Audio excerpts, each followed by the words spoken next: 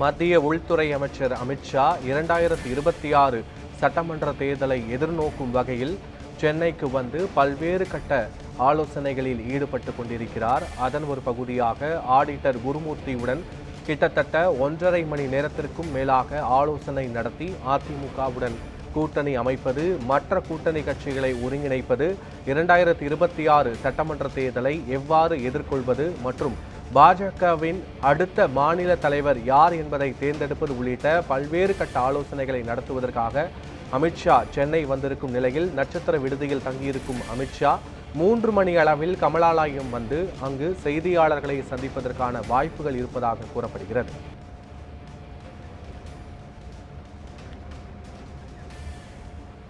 இது தொடர்பான தங்களுடைய கருத்துக்களை பகிர்வதற்காக மூத்த பத்திரிகையாளர் பாக்கி இணைந்திருக்கிறார். வணக்கம் சார். அமித்ஷா சென்னை வந்தது முதலே தமிழக அரசியலில் மிகப்பெரிய பரபரப்பு ஏற்பட்டிருக்கும் நிலையில் பாஜகவின் அடுத்த மாநில தலைவராக நயினார் நாகேந்திரன் தேர்ந்தெடுக்க அதிக வாய்ப்புகள் இருப்பதாக கூறப்படும் நிலையில் இவருக்கு முன்னிருக்கும் சவால்கள் என்னவாக இருக்கலாம்? நிச்சயமாக அவருக்கு சவால்கள் எல்லாரும் எதிர்பார்த்த மாதிரி நயினார் நாகேந்திரன் பாஜக தலைவராக தேர்ந்தெடுக்க வாய்ப்பு அதிகம். இப்போ அவருக்கு முன்னிருக்கிற சவாலை விட ஒரு வாய்ப்பு என்று கூட சொல்லலாம். என்னன்னா, அனைத்து இந்திய அதிமுகவோட அவருடைய கூட்டணி, பாஜகவுடைய கூட்டணியை புதுப்பிப்பதற்கு இது ஒரு நல்ல வழியாக கிடைக்கும், அவர்களுக்கு அமையும் அப்படின்னு நாம பார்க்கலாம். ஏற்கனவே எடப்பாடி பழனிசாமி டெல்லியில அமித்ஷா சந்தித்து வந்திருக்கிற நிலையில அவரே அறிவித்திருக்கார் தேசிய ஜனநாயக கூட்டணி பற்றி. அதற்கான வாய்ப்புகள் கொஞ்சம் பிரகாசமாக இருப்பதாக நாம கருதலாம். நீங்க குறிப்பிட்டது போல இவருக்கு ஒரு வாய்ப்பு என்று எடுத்துக்கொண்டாலும் ஒருங்கிணைந்த அதிமுகவை இவர் இணைத்து இந்த 2026 தேர்தலை எதிர்கொள்வார் என்று நினைக்கிறீர்களா? அதுக்கு மெல்ல மெல்ல வாய்ப்பு வரும். அது மேலிடம் பார்த்துக்கும். பாஜகவுக்கு எத்தனை இடங்கள் தரப்படுகிறதோ அதை ஒட்டி அதிலிருந்து பிரித்து மற்ற கட்சி, அதாவது ஓபிஎஸ், டிடிவி போன்றவர்களுக்கு பகிர்ந்து அளிக்கப்படும் அப்படின்றது பேசப்பட்டு வருது. அது சுலபமாகிடும். நயினார் நாகேந்திரன் பொறுத்தல் அவர் முன்னாள் அதிமுக இப்ப பிரிந்து கிடக்கிற பன்னீர்செல்வமாக இருக்கட்டும், டிடிவி தினகரன் ஆகட்டும், மற்றவர்கள் எல்லாருமே, எடப்பாடி பழனிசாமி ஆகட்டும், எல்லோருடனும் நயினார் நாகேந்திரன் பயணித்திருக்கிறார், அரசியல்ல பயணித்திருக்கிறார். இதனால இது எளிதாக அப்படி எளிதாவதற்கான சான்சஸ் வாய்ப்புகள் நிறைய. ரெண்டாவது, அவரே ஒரு முறை சொல்லிருக்க, ஒரு போன் கால் பண்ணாலே போறோம் மற்றும் அதிமுக பிஜேபி அலையன்ஸ் வந்துடும் அப்படின்னு சொல்லியிருக்காரு. அதனால இது அவருக்கு சவால் மட்டுமல்ல, வாய்ப்பாகவும் நாம கருதலாம்.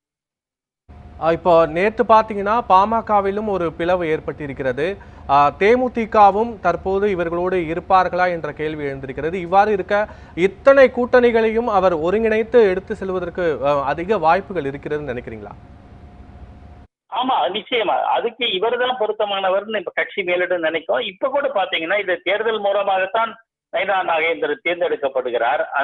அதாவது தேர்ந்தெடுக்கப்படுகிறார்னா அவரை தவிர வேற யாரும் இதுவரையில் வேட்புமனு தாக்கல் செய்யல. 4 மணி வரை அவகாசம் இருக்கு. 4 மணிக்கு வரையில் அவகாசம் இருக்கிறதுனால என்ன ஆகும் தெரியாது. ஆனா பெருவாரியான எதிர்பார்ப்பு என்ன, இவருக்கான வாய்ப்புகள் அதிகம் அப்படின்ற பட்சத்திலே கட்சியிலே எல்லாருமே சரி இவர் மூலமா காய நகர்த்தலாம், இவர் தலைவராக இருந்தபோது நடத்தலாம் என்கிற நிலைமைக்கு வந்திருக்கு. ஆனால் சாத்தியக்கூறுகள் நிறைய அப்படின்னு தான் நம்ம பார்க்க முடியும். ஒரு சில அரசியல் விமர்சகர்களோட கருத்து என்னவா இருக்குன்னா, அண்ணாமலை இந்த அதிமுகவுக்கு கூட்டணிக்கான ஒரு முட்டுக்கட்டையா இருக்கிறனால தான் அவர் மாற்றப்பட்டு நயினார் நாகேந்திரனை முன்னிலைத்துறாங்க அப்படின்னு சொல்றாங்க. உங்களுடைய கருத்துக்கள் என்ன? இல்ல, இதுதான் கடந்த காலமா பேசப்பட்டு வருகிறது. ஆனால் அண்ணாமலையை நீங்க பதவியிலும் இறங்க வேண்டும் என்று மேலிடம் சொன்னதாக தகவல் இல்லை. அப்படி இல்லை, அவருடைய சாய்ஸ்க்கு விட்டுட்டாங்க. சரி, கட்சி நலன் முக்கியம் என்பதனால நாம இது விட்டுக் கொடுக்கலாம் என்ற மனநிலையில தான் அண்ணாமலை இருந்திருக்கிறார். அவருடைய அணுகுமுறை, பேச்சு எல்லாம் அப்படித்தான் இருந்தது. ஆனா அவர் காம்ப்ரமைஸ் பண்ணல, தன்னுடைய நிலைப்பாட்டில் காம்ப்ரமைஸ் செய்யல, அதாவது விட்டு கொடுத்திருக்கிறார் அப்படின்னு தான் பார்க்கணும். அதனாலதான் அவர் அதிகமா இன்சிஸ்ட் பண்ணல. களத்துல இல்ல, தேர்தல் அதாவது பாஜக தலைவர்கள போட்டியில நான் இல்ல அப்படின்னு தெளிவுபடுத்திருக்கேன். இணைப்பில் உங்களுடைய கருத்துக்களை பகிர்ந்து கொண்டமைக்கு நன்றி சார்.